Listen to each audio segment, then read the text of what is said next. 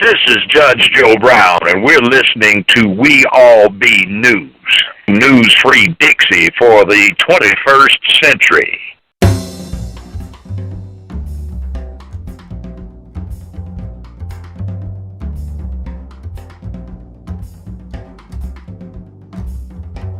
Sitting graveside at the legendary Charlie Parker's grave, final resting place, along with his mom, the sister Addie Mae Parker, who birthed this genius into our world, whose womb was possible to make it possible for this guy to enter, the Birdman, to enter into our domain.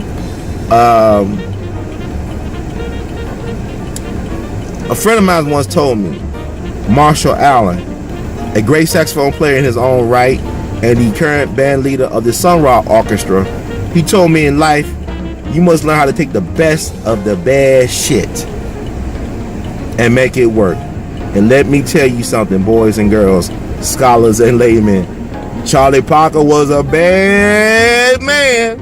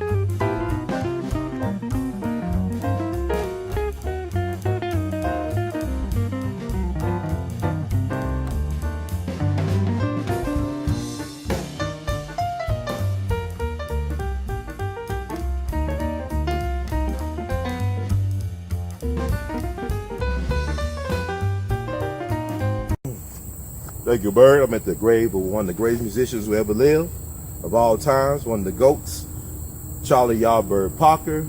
August 29th will be the celebration of his life affirmation day. I'm here in Lincoln Cemetery. But Bird is immortal, and Bird is for lovers. He's buried next to his mother, Addie Parker. A lot of people don't know that Charlie Parker's dad has roots from Memphis. So his daddy actually came out of Memphis up to Kansas City, Kansas area, where he was born. Like a lot of people, old timers tell me, well, Bird may have been born in Kansas City, but he was conceived in Memphis. So that little thing. But I just want to play a little quick tribute and also share some facts with you all about this amazing gentleman, in the words of Great Duke Ellington, who is truly beyond category. Oh.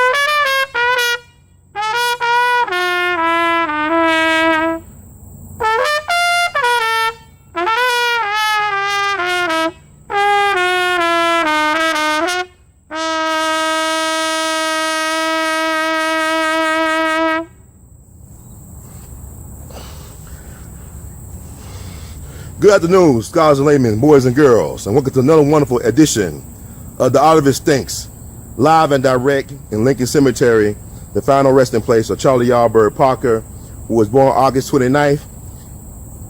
Every year there's a great celebration in his honor in Kansas City, akin to Elvis Week in my hometown, the city of good old Memphis, Tennessee, that celebrate the week to highlight his legend and to give tribute and honor. Yes, sir. Oh, no. Hey, what time is it closed? I really have no idea. Oh, cool. I was making sure I was. Oh, you're fine. We get a lot of gaddies that come back here. And Okay. do a bunch of dumb stuff. I understand. And then plus it's just a good place for us to like make a free workout drink. All right, cool. I was making sure I wasn't too late. No, you're fine, man. No, you can do whatever you gotta do. All right, cool. We'll keep on- we'll be having fun. Thank you. I appreciate it. All right, man. You have a good day. Thank you. That sounds good, by the way. Thank you. I appreciate it. I appreciate the encouragement.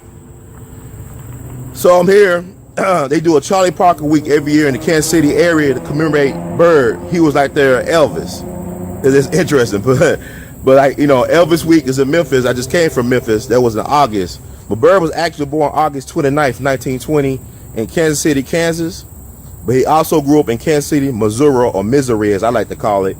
And he's one of the greatest musicians that ever lived, one of the greatest visionaries that ever lived. And he's one of my heroes because I want to tell you something. The blueprint to Bird's success, all black people can benefit from Bird. Even if you're not a music lover or a musician or whatever, learn from Bird some positive things he did in order to become the great one that he was. I remember listening to online one of Charlie Parker's last radio interviews. He did it with Paul Desmond, who was the alto saxophonist on Dave Brubeck's Take 5. A white guy. He was a great alto saxophonist, by the way. You know, you know Take 5. Just Google that up or YouTube it. Take 5 by Dave Brubeck. He was the saxophonist on that. But like Paul Desmond, like so many other saxophonists and jazzmen of his generation, were mesmerized by Bird. They saw him like a god. He was like a god of music, this black god. So he interviewed Charlie Parker back in the 50s, and he asked basically Charlie Parker, so you wasn't born this way, but how do you become so great at your craft? If you wasn't born like this, come out the womb playing the saxophone like this. And basically Charlie Parker, I love listening to Charlie Parker's voice because he had a very professor-like tone. Although he didn't graduate from high school, he sounded like a very highly educated, intelligent human being. From my understanding, Charlie Parker could read not read, but can speak fluently several different languages. And also very much a voracious reader.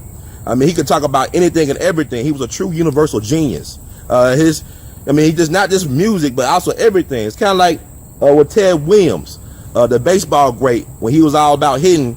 Charlie Parker used his music to elaborate on life. Because basically, if you be pretty good at anything in life, you can actually use it as a way to explain other facets of life. So he not was just a musician, but he was a true intellectual. But Charlie Parker responded to Paul Desmond.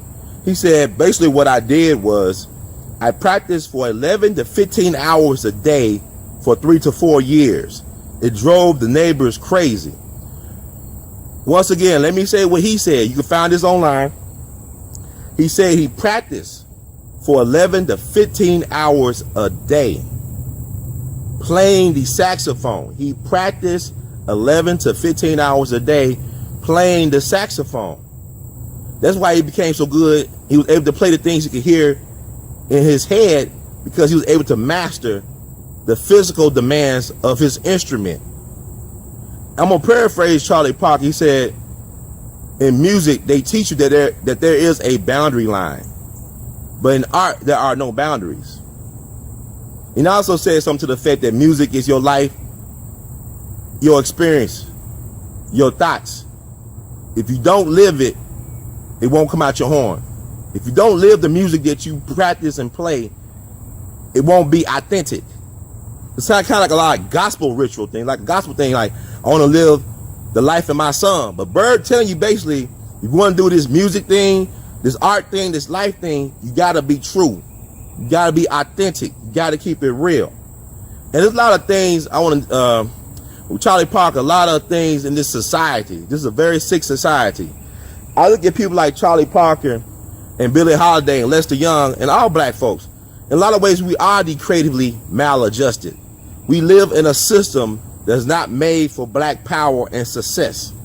Whatever things we were able to accomplish, we did it in spite of the circumstances. Not because we were supported, but in spite of not being supported, against all odds, still we rise. We are all the roses out of concrete. We made the impossible not only probable but possible. So this is the people that we come from. So Charlie Parker, a lot of times people don't understand. A lot of them jazz musicians, a lot of black musicians were jazz musicians, was because some of them were classically trained. They wanted to go to the conservatory. They wanted to play in the symphonies of their cities, but they were not allowed to play in symphonies and go to certain music conservatories because of the color of their skin. It's the sin in my skin. Oh, what did I do to be so black and blue? So basically, like, you think about even that time period, we had black men that wanted to learn how to fly for this country, the Tuskegee Airmen, who were treated like crap, during this time period. Even though we want to help our country make the world safe for democracy, they would not allow these men to train. But meanwhile, the person who was the mastermind behind Pearl Harbor, Admiral Yamamoto, he went to Harvard University, and we taught him how to fly the planes. And he was the mastermind behind Pearl Harbor, which led us into World War II, American entry into World War II. Let me repeat, the person who masterminded Pearl Harbor, Admiral Yamamoto, went to Harvard University. He was also trained and taught how to fly airplanes over in America. So let me give you an idea. This is what Charlie Parker and these guys had to go against. They were not allowed to play in symphonies in their cities or to go to a certain number of music conservatories in order to learn and further their music knowledge and practice. So Charlie Parker, like so many of us, is still a victim of racism and white supremacy. Now, they said he died at the age of 34, that he ruined his body, that he outlived his body. Actually, like, when the coroner got his body, they thought he was a 60-something-year-old man, but he was just 34 years old. He had cirrhosis of the liver, has other health issues. But what people don't talk about, because I used to think that Clint Eastwood's Bird was a great movie, but then I saw what they were doing as I get more knowledge of self and understanding of the Hollywood propaganda machine. What they actually try to do is, white supremacy don't want us to have black heroes and sheroes, because they don't really have any heroes and sheroes. They make a myth around their heroes and sheroes. But what I tell you, that black history is better than Hollywood fiction. Black history is better than science fiction, and it's true. When I told you earlier about Charlie Parker practicing for 11 to 15 hours a day on his saxophone for 3 to 4 years, that is actual fact that could be verified by friends and colleagues and family. And he said it himself, a primary source. And you could tell he did something in order to play the music that he was able to play at that high level. True visionary, genius, and tactician. Charlie Parker was not a prodigy. To me, people are honest, it's different between a prodigy and a genius. A prodigy is somebody who could do something very well. They could copy something very well at a high level. To be a genius is like what the Loneliest Monk said. All you gotta do to be a genius is just to be yourself. Charlie Parker was a genius not because he was just a great tactician, but also he was playing the things that he was hearing inside of his mind. He was playing the things that he could feel from his own expression. And he was able to communicate that on a high level. That will make you a genius. You could be a genius and be stupid as fuck. There are many, you heard of an idiot savant. You could be all these things, but what I'm saying is, Charlie Parker was not a prodigy. What happened was like with Thomas Edison, to paraphrase what he said about genius. He said genius is 1% inspiration and 99% perspiration. Once again, like I'm sweating, genius is 1% inspiration and 99% perspiration. You got to work your ass off to get to that level. Just like Michael Jordan had to work his ass out. Kobe Bryant, Steph Curry, to be able to shoot the way he shoots. And I think his family was in the gym with him while he was shooting in the gym. to paraphrase their hip hop line, whatever, Rick Ross. But what I'm saying is, with Charlie Parker, okay, they say he died from all these health complications. But the reason why he died was because he had to deal with white supremacy, racism on a daily basis. Think about how frustrating it had to be Charlie Parker. Imagine what Charlie Parker would have been allowed to achieve if he had white skin and white privilege. And now you could take greater appreciation of what the things he was able to accomplish in his short life because of the things he was up against. He was always outnumbered and always outgunned, but he had the best gun, the sharpest, the quickest gun in the West. So Charlie Parker conquered Western music. He did it his way on his terms. What I'm saying is, no black person died of natural causes in white supremacy, racism. Nobody dies of natural death in show business. Nobody. Like a friend told me, the great Mr. Emerson Abel, one of my good friends and mentors who I lost last year, he said the greatest musician he ever heard in his life was Charlie Yardbird Parker. While he was in the service, he heard him at a bar in Baltimore back in the 50s. He said that was the greatest musician he ever heard of in his life. And he was a phenomenal tenor man and a phenomenal music educator and mentor himself. So I say all this to say, now I seem like I'm all over the place, but with Billie Holiday, a lot of these folks didn't die from drugs and all these other quote unquote health complications. A lot of them died from a broken heart and frustration. White supremacy, racism would age and kill any person of color, any melanated person. And Charlie Parker was no exception. Now, people want to talk about Charlie Parker being a druggie and whatnot, but the truth of the matter is, Charlie Parker was in a real bad auto accident when he was 17 years old up in the Ozarks. He lost his best friend in a car accident. And so the doctor gave Charlie Parker morphine, and my understanding, talking to sources, he also was given heroin by a medical doctor. Do no harm. What happened to that oath? We think about celebrities today like Michael Jackson and Prince. Now think about Charlie Parker at 17. Now they gave him morphine and they gave him heroin. Had he probably stayed on that heroin, he might have lived a little bit longer, as his stepdaughter or daughter said the other day, Kim Parker. He probably would have lived a little longer, but what he was trying to do, he kicked the habit at one point, but what he did, he switched from doing heroin to drinking a gallon of wine a day or some stuff. Like he was drinking, I mean, think about, I tell you how brilliant he was, an intellectual, but yet he will substitute one bad habit for the other, but he's human. But like I said, you're dealing with white supremacy, racism. You're dealing with the music industry that were, like basically parasites, like barnacles on a whale. Charlie Parker was Moby Dick, and the music industry was Captain Ahab. They were feeding off him. They was chasing him. They were pursuing him. They finally get him, and the man, is gone, but his spirit lives. Bird lives. And Charlie Parker was a black god. We don't understand. Black folks have certain gifts. We are magical people. We are the magic people. We are the universe soul people. Charlie Parker was no exception. He had a lot of white admirers. One person that admired him a lot was this famous blind street musician named Moondog. They call him the Viking of 52nd Street up in New York. But he also, like Charlie Parker, has roots in Memphis. He actually went to a school for a blind in the Memphis. I think that's how he learned how to read and play music, if I'm not mistaken. But it was like this great car commercial that came out a couple years ago. They were using this song. It was one of his songs. It was called Bird's Lament. He wrote that in tribute to Charlie Parker. He wrote Bird's Lament in tribute to Charlie Parker. They used it years later to sell cars. I had no idea that song was about this black genius known as Charlie Parker. I thought it was it was a great jingle. But you gotta understand, even the Thelonious Monk once said, even if it takes you 20 years to get an audience, don't stop doing the things that you're doing. And Thelonious Monk is everywhere. I can remember reading stories about how people thought his music was so difficult, but they use his music for late night talk show theme songs. They use it to sell shit on TV, commercials, his music all in movies.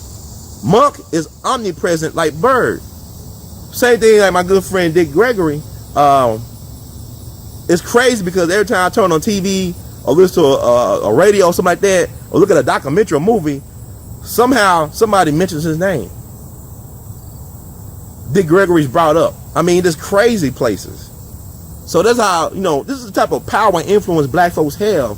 But a lot of times we don't use our energy for our empowerment, for our success. We use it to upkeep white supremacy, racism. Like they say, like so many wise men have said before, the only way they can ride your back is when it's bent. They can't ride your back unless it's bent. And Bird, like I said, like Dr. King, for example. Dr. King died at the age of 39, but the coroner thought he had the heart of a 60-year-old man because he had to deal with the stress for 13 years of white supremacy, racism, not only on his own psyche, but on the welfare of his family. His family was under attack. His brother got killed the next year. They found him in a swimming pool floating in a suit. They say he drowned, but he knew how to swim. His mother was killed at the organ or piano at Ebenezer Baptist Church by a so-called Hebrew Israelite from Ohio in 1972. So, and also we know that Dr. King's family was spied upon for 3 generations, started with his maternal grandfather. So, I mean, black folks have always been under attack in this country for several hundred years. So this is like, no, make no mistake, nobody dies a natural death if you're a black person. I don't care if your grandparents lived to be 100 years old. They could have lived to be 200 or 300 maybe if they had to deal with white supremacy, racism. So think about that. And Bird was a victim, but in the end, he was a victor. He was the victor because he won, because his music is still played to this day. He set a bar that has yet to be surpassed in excellence. And also, if you study Bird from a music point of view, that could be the blueprint for your life overall. You could achieve some great things by studying the late great Charlie Parker. And I'm just glad that I was able to catch on in college and learn about this Birdman, the original Birdman. So put respect on his name, and also maybe visit, Lincoln Cemetery. I love visiting cemeteries. I can play my horn and nobody complain. They can't say, oh, it's too bad, or it's too loud, or this is out of tune. I just play what I want to play. And Bird was the type of person, I believe he knew that he was along for this world.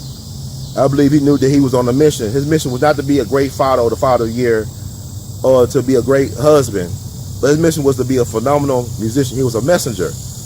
I remember reading a newspaper article to celebrate the one-year anniversary, or to commemorate the 1-year anniversary of Bird's death. Dizzy Gillespie and some other noted jazz musicians came to his grave site. They was going to start playing, but Dizzy said they did not play. But they actually thought about what Charlie Parker told him.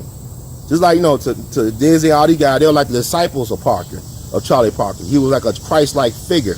Matter of fact, he died around the same age as Jesus Christ is purported to have died. Jesus, I believe, was 33. Charlie Parker was 34. 3 plus 4 is 7. God's number. So, Dizzy said, instead of playing, they talked about Bird and his philosophy. Bird basically told them it was not just about music playing, it was about ideas. We are idea men. Our purpose is to promote ideas, to make them accessible, to make them relatable.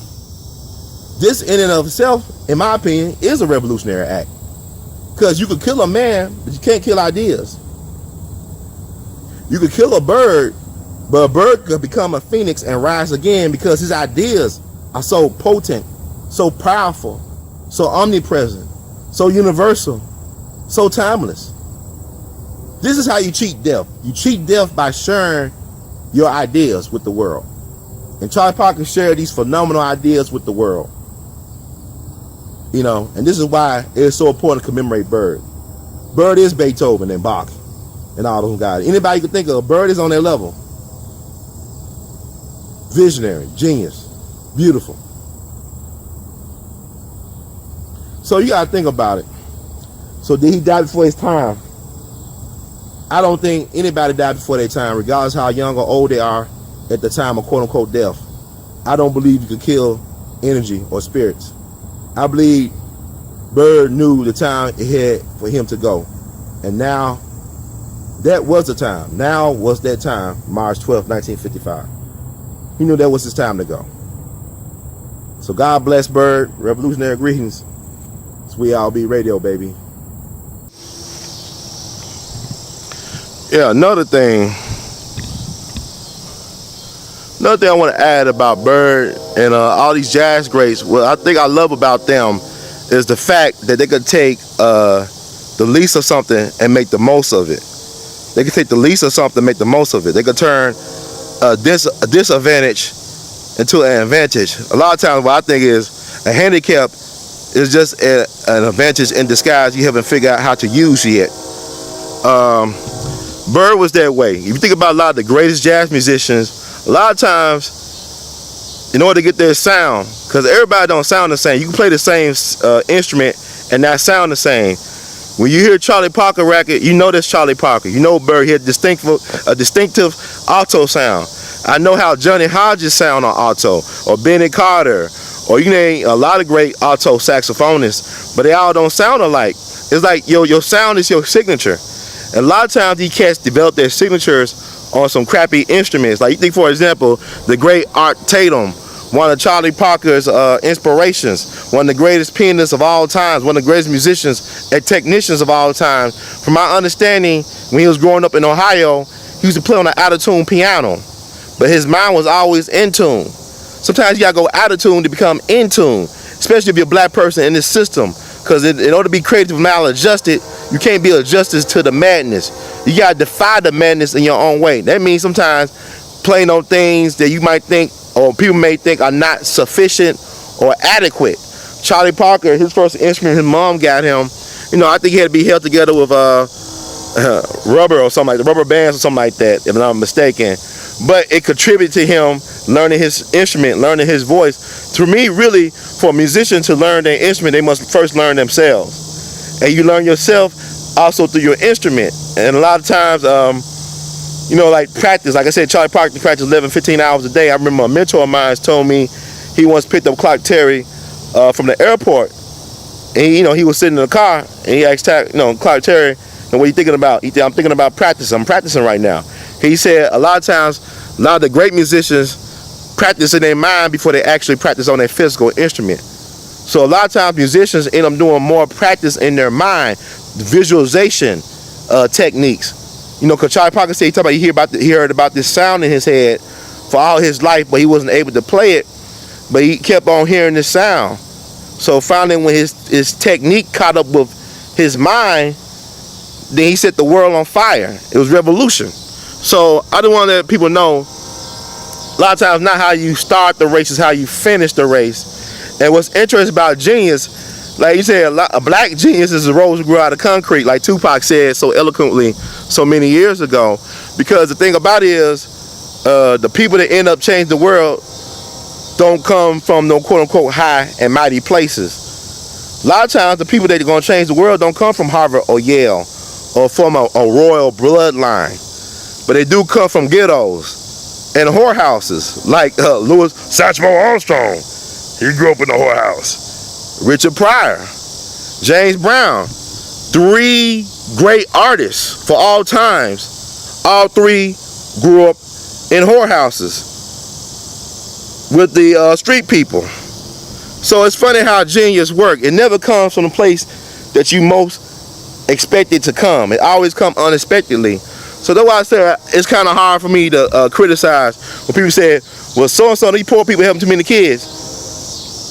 Maybe one of those kids might grow up one day to be a Louis Armstrong, to be a Richard Pryor or James Brown, or to be somebody that's going to change the world in a different way.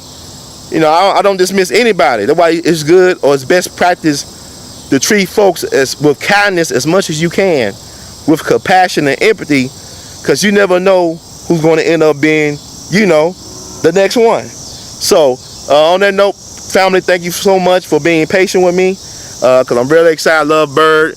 Bird life mattered. Bird lives. Bird life mattered. Black genius matters. Black August matters. Thank you so much, gentlemen and ladies, scholars and laymen, boys and girls. In the words of the great Duke Ellington, we love you madly. Keep on producing and pushing. Revolution.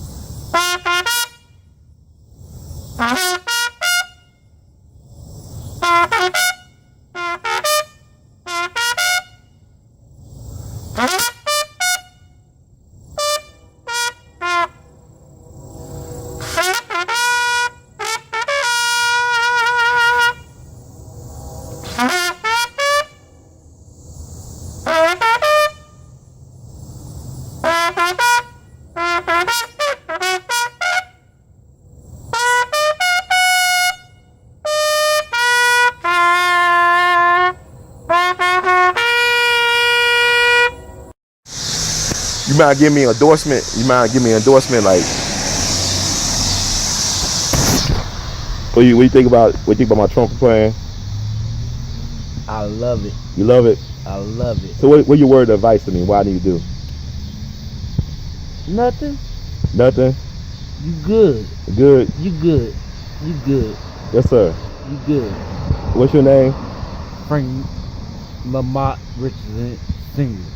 Frank Lamont Richardson Sr. I want to thank you so much, man. In the words of Duke Elton, we love you madly. Keep on producing and pushing. I'll be back around here. I got you. Yes, sir. Thank you so much.